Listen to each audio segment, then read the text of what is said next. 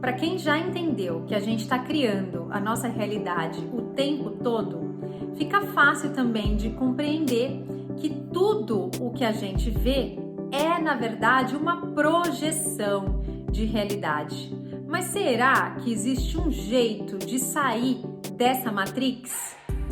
É isso que eu vou compartilhar com vocês no vídeo de hoje.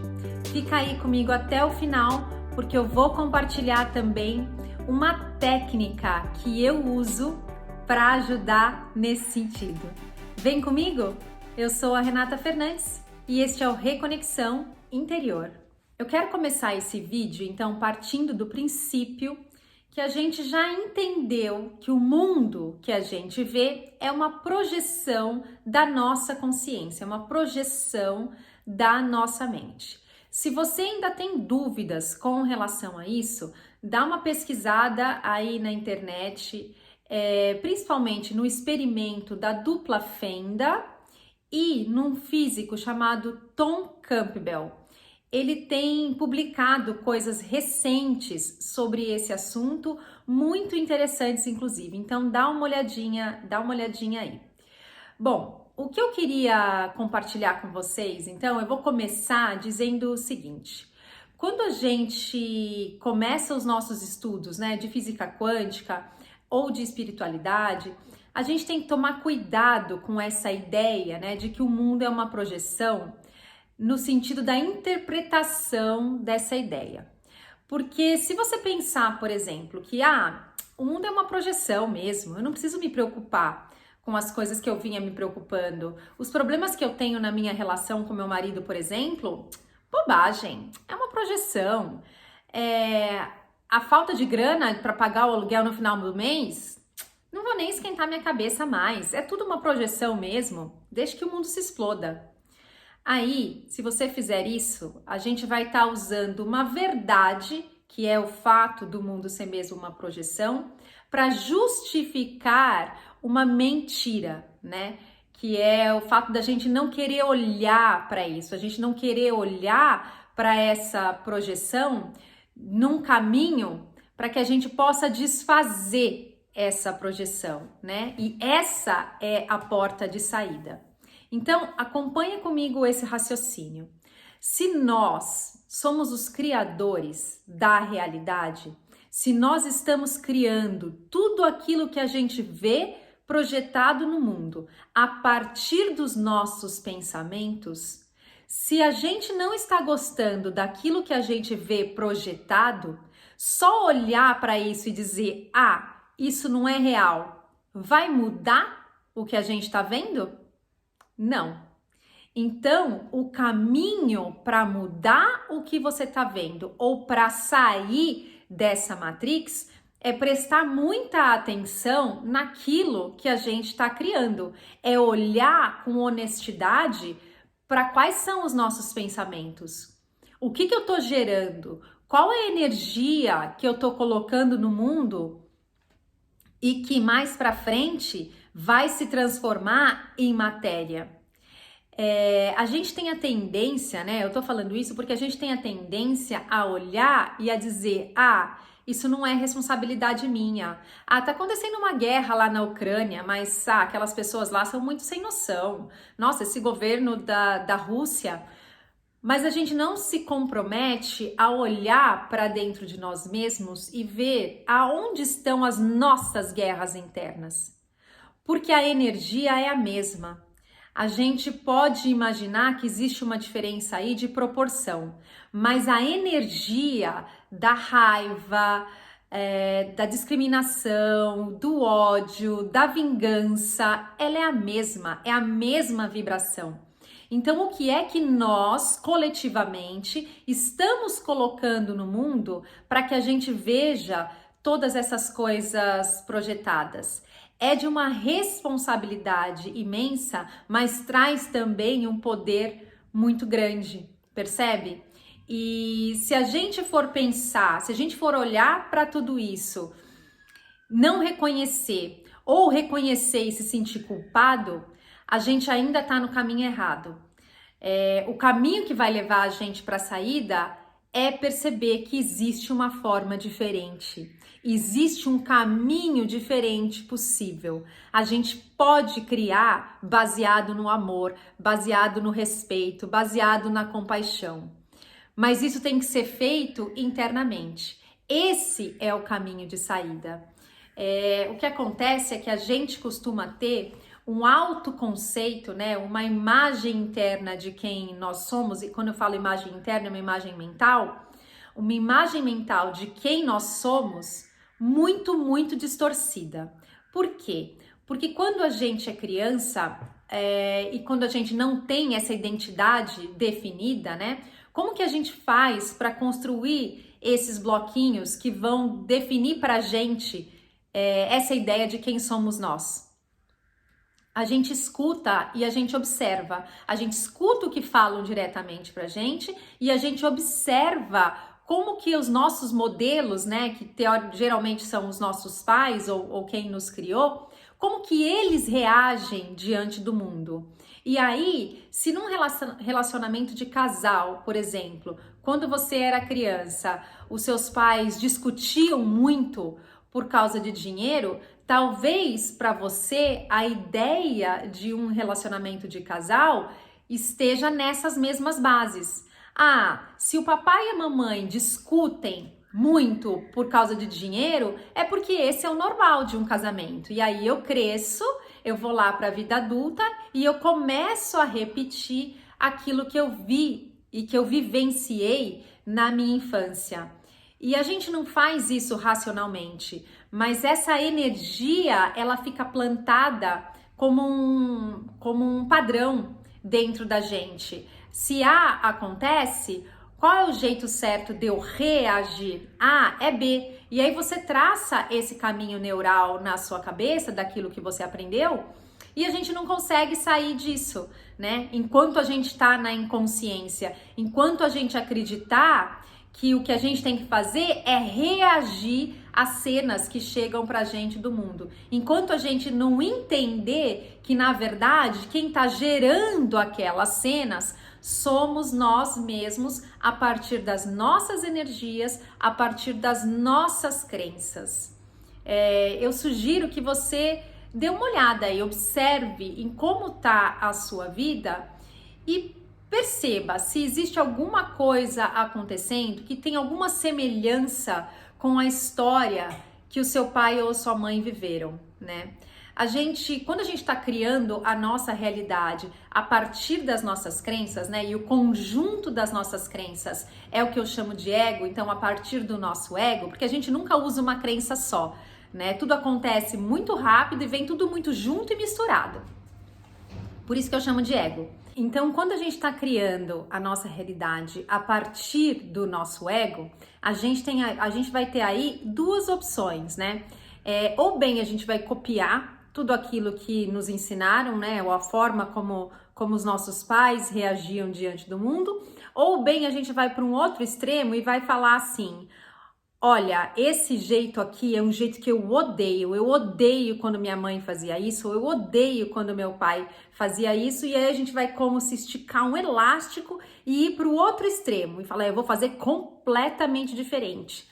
É como se a gente jurasse vingança, sabe? É lógico que tudo isso acontece inconscientemente, né? No nosso inconsciente. Mas enfim, ou a gente vai fazer igual, ou a gente vai puxar um elástico e vai para o outro extremo. Só que imagina que esse elástico, ele tá estendido no máximo, né? Então isso gera uma tensão. E a gente não consegue viver deste lado aqui, ó, o tempo todo, porque é como se a gente beirasse a loucura, como se a gente estivesse indo completamente contra tudo aquilo que nos ensinaram. Mas de qualquer forma, tanto para A quanto para B, ainda assim a gente está dentro do ego, ainda assim a gente está dentro daquele conjuntinho de crenças, daquele conjunto de coisas que disseram pra gente, que nos ensinaram como que deveria ser feito, né? Como que a gente deveria reagir diante do mundo. Quando eu era criança, por exemplo, nós éramos em 3 irmãs, né? Com 1 ano de diferença de uma para outra. E quando a gente aprontava, minha mãe batia na gente. Minha mãe batia de cinta, de chinelo. E aquilo Quando isso acontecia, quando eu era criança, aquilo me passava uma mensagem de que eu não tenho valor. Porque se a minha mãe, que é a pessoa que mais me ama no mundo, está me agredindo fisicamente, no meu inconsciente, a mensagem que fica é essa: eu não tenho valor. Era isso que minha mãe queria me passar como mensagem de que eu não tinha valor? Claro que não. A minha mãe viveu uma infância no sítio, com 8 irmãos, com muito mais dificuldade do que a infância que eu tive. Eu tive uma infância maravilhosa, maravilhosa. Tenho infinitas lembranças boas de compartilhar, de amor com a minha mãe. Então é óbvio que essa não era a mensagem que ela queria passar, mas foi isso que eu entendi. E eu só consigo falar sobre isso agora, assim, de uma forma natural e muito abertamente, porque é uma ferida que eu já curei dentro de mim. Porque o que eu quero dizer com isso é, a gente tem dificuldade em querer olhar, em se abrir para olhar para as nossas crenças, porque elas são como feridas abertas, né? E aí, quando a gente chega perto delas, a gente se conecta de novo com aquela dor que a gente sentiu lá na infância. Não a dor física, mas a dor psicológica, né? A dor de você não se sentir amado, a dor de você se sentir rejeitado. E é por isso que muitas vezes a gente prefere olhar para o mundo e dizer: ah, isso não tem importância, isso é só uma projeção. Porque é mais fácil fazer esse movimento e fingir que a gente simplesmente dá de ombros do que olhar para as nossas feridas com sinceridade, com honestidade, se abrir para enxergar que talvez uma coisa que a gente interpretou lá de um jeito, né? A mensagem era outra. O que de fato a minha mãe queria, tenho certeza disso, o que ela de fato queria no coração dela era nos preparar, nos educar para ir para o mundo e não sofrer no mundo em função de coisas que a gente não estava sabendo lidar. É óbvio que isso foi feito de uma forma muito torta? Foi, mas era a consciência que ela tinha naquela época. Eu não posso continuar carregando essas dores dentro de mim e colocando isso no mundo ou julgando a minha mãe, que já é um ser completamente diferente hoje. Eu tenho certeza que se minha mãe tivesse filhos com a cabeça que ela tem hoje, ela não usaria desses meios para educá-los.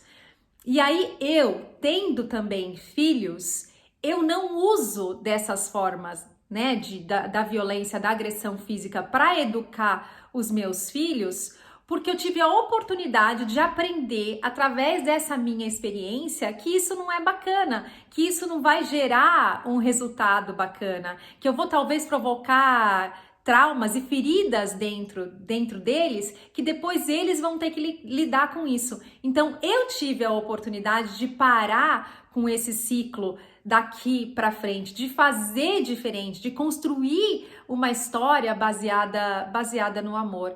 E quando a gente escolhe esse caminho, isso se torna uma porta de saída, porque a gente não está só curando o nosso momento presente, a gente está curando o nosso momento presente, a gente está curando o nosso passado, dos nossos antepassados, inclusive, porque se minha mãe tinha esse hábito, ela com certeza viveu isso na infância dela, talvez de uma forma até muito pior do que a que eu vivi, e assim sucessivamente, e a gente cura também o nosso futuro, né? É lógico que a gente está falando aqui de um nível de consciência, porque presente, passado e futuro, na verdade, é a mesma coisa. Então, a cura que acontece aqui agora, ela se reflete em todos os níveis. E essa é a porta de saída. Vamos então para a nossa técnica? Bom, eu queria de novo te pedir para que você sente num lugar tranquilo, feche seus olhos, comece a prestar atenção na sua respiração, nessa energia interna que corre dentro de você, que é a própria vida, que é o acesso à sua centelha divina, ao seu ser espiritual. Respire nessa energia. e se concentre na sua respiração. Deixe que qualquer pensamento que queira vir venha, deixe que ele se vá e só se concentra na sua respiração. Quando você sentir que o seu corpo está mais relaxado, que você está mais centrado, eu quero então que você imagine um lindo lugar na natureza. Pode ser um lugar na praia, pode ser um lugar no campo, um lugar onde você se sinta bem, onde você se sinta acolhido. Agora, eu quero que você imagine que você vê caminhando até você, nesse lugar, a sua criança. Você mesmo, quando você tinha mais ou menos 8 ou 9 anos de idade. Se lembre como você era quando você tinha essa idade. E a sua criança está chegando perto de você com os olhinhos cheios de lágrima. Ela está muito assustada e ela está precisando do seu carinho.